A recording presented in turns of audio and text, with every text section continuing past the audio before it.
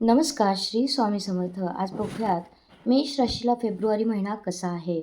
हा महिना पौर्णिमेपर्यंत मोठ्या यशातून लक्ष वेधून घेणारा असणार आहे.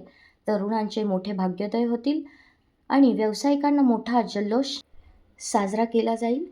पुत्रपौत्रांचे भाग्योदय होतील आणि अमुष्या गर्भवतींना संवेदनशील राहील. कर्म, संयम यावर प्रभाव जास्त राहील. शनी मेहनत वाढवेल पण परिणाम उशिरा देतील. गुरु योग्य मार्गदर्शन देतील व संरक्षण देणारा गुरु असणारे. राहू केतू मनाची अस्थिरता वाढवेल, निर्णयात गोंधळ निर्माण करू शकतात.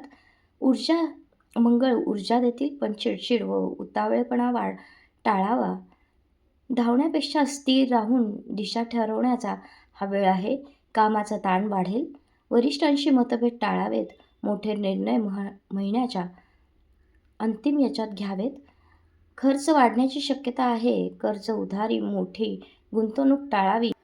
मिथुन राशीमध्ये गुरु आणि मेष राशीपासून मिथुन रास ही तिसरी येते, त्यामुळे एकादशक आणि लाभ योग करीत असता, त्यामुळे फळ चांगले मिळणार आहे.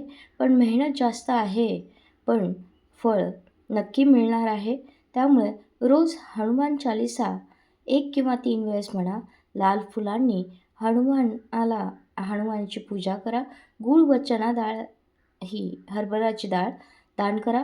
11व्या घरात मेष राशीपासून कुंभ राशीमध्ये सर्व ग्रह येत आहेत, त्यामुळे शनीची उपासना करावी.